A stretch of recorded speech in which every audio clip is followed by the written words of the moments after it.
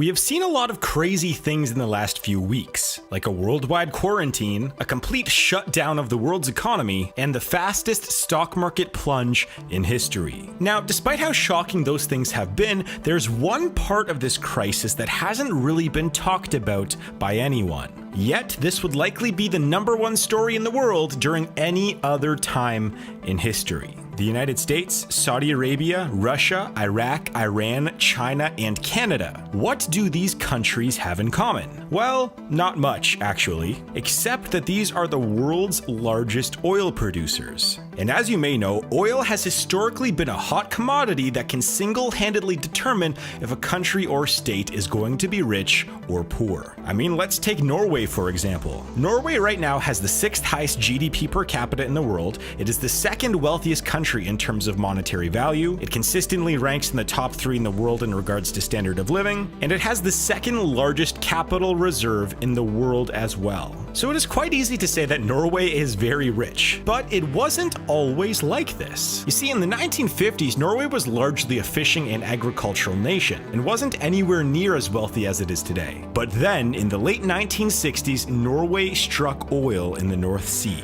And as it turns out, they ended up discovering one of the largest oil reserves in the world, and soon began extracting it through a state-run company called Statoil. The purpose of this company was to sell the oil to other countries, and then use those profits to invest back into Norway, its citizens, and a state wealth fund. So over the course of the next several decades after the oil discovery, Norway would surpass the likes of Canada, Germany, and even the United States in terms of average wealth of its citizens. And this example of how oil can rapidly increase the wealth of a country can be applied to virtually every other country that discovers vast quantities of oil within its borders. However, there is a difference between how countries handle their newfound oil winnings. Norway is probably the best example of how oil can provide both short-term and long-term wealth for its citizens. But there are some examples of countries mismanaging their newfound oil. Let's take, for example, Venezuela, who has the largest proven oil reserve in the world. They were a fairly well-off developing nation in the early 2000s, but the problem was that they built their economy entirely on the price of oil,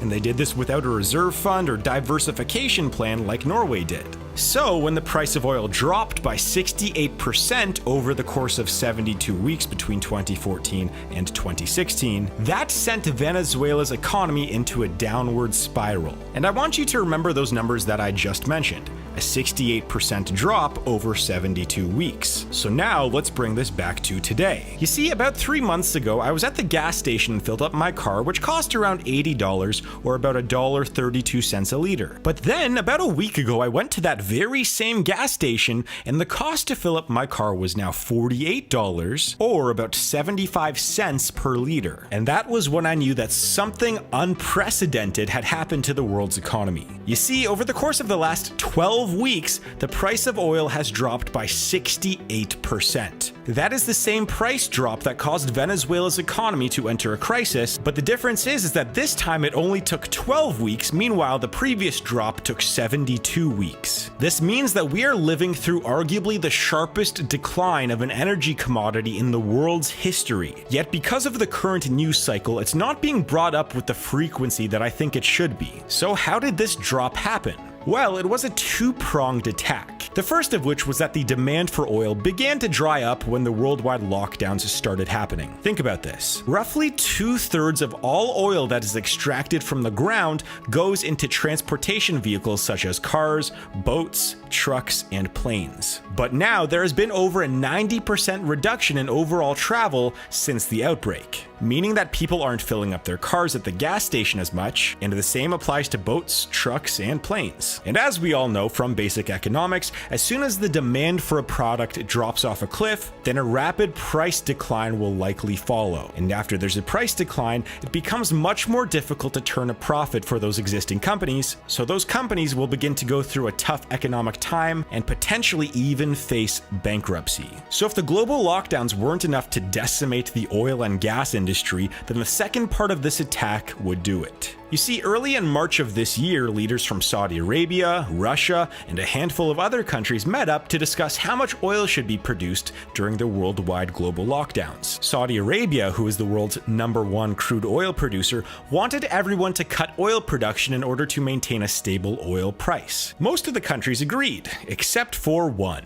And that was Russia. You see, Russia was hoping that all other countries would cut their oil production, which would make their oil more expensive than Russia's, so then Russia could attract more global buyers for the cheaper oil. And of course, the energy powerhouse in Saudi Arabia did not like this. So they went, hey, we produce way more oil than you, it costs us way less to extract our oil, and we make way more money than you. So we are going to beat you at your own game. So that is when Saudi Arabia decided to send a message to Russia. The Saudis announced that they would start increasing oil production by a whopping 30% in one day in hopes of undercutting Russia and thereby taking a stranglehold on the global oil market. And if that wasn't enough, they also announced that they would cut oil prices to preferred customers and keep increasing oil production throughout the year. And that is how the oil market collapsed within the span of a few months. It is quite rare that you see an attack on an entire industry from both the supply side and the demand side. So this might be the perfect storm for a few unfortunate places on Earth. Because even though oil-rich countries might be able to handle a dramatic decrease in the price of oil, many towns, states, and provinces within those countries where oil production occurs,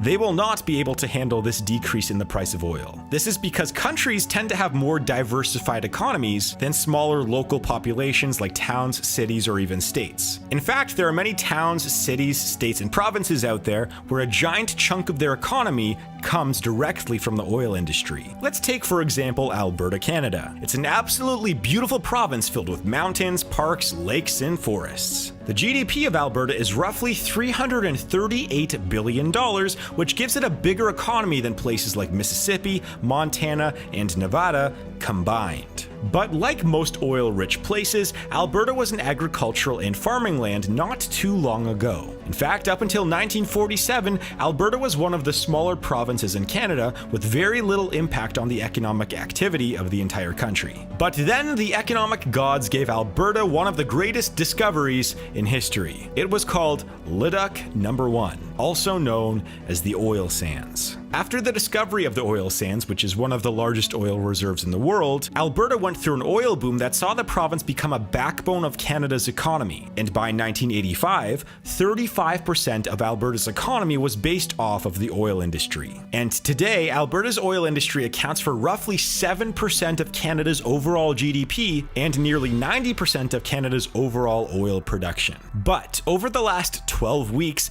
the oil-rich province has seen its economy turn upside down. This is because 1 out of every 10 citizens in this province works in the oil and gas industry. And because of the dramatic drop in the price of oil, many of the province's biggest employers are now facing bankruptcy. For the province, this drop could cause hundreds of thousands of people to lose their jobs and cause a decrease of billions of dollars in the province's GDP. And keep in mind that everyone in Alberta and all other affected oil-rich places are going through all of the tough economic times that the rest of the world is, plus they have an oil crisis on top of everything. Now, typically what oil towns see when there's a significant drop in oil prices is a modest decrease in population size, usually between 2 and 10%, a spike in individual bankruptcies by about 35%, and a moderate increase in homelessness, unemployment, and crime. So, when you combine those factors along with the global economic collapse and the stock market crash,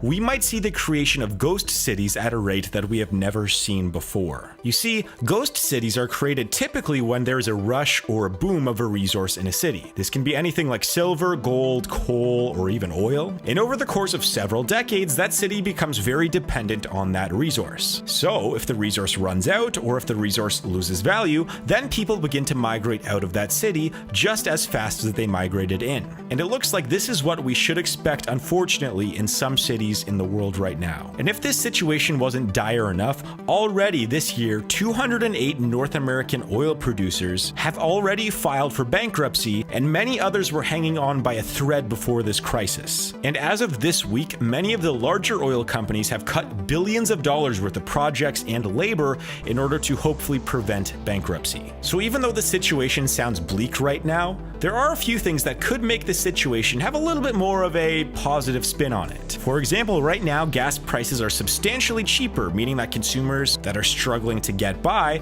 will be able to save a substantial amount of money when filling up at the pump. Another is that this might be another step towards the world using more efficient sources of energy like nuclear, hydro, or maybe solar, but at the end of the day, the oil and gas industry is going to hurt. In fact, the Premier of Alberta, Jason Kenney, might have said it best. Alberta's energy sector supports more than 500,000 jobs across Canada, and this is the most significant and disruptive economic downturn in generations. It will get worse before it gets better. So what do you think of the oil industry and its downturn? Has it impacted your life at all? Let me know in the comments down below. And if you enjoyed this video, please subscribe and leave a like. I'm making a couple of these kinds of videos every week. And make sure to check out the documentaries playlist on my channel, where I have a ton of other videos similar to this in that playlist. So make sure to click on that, and I will see you guys, well, I guess in a few seconds.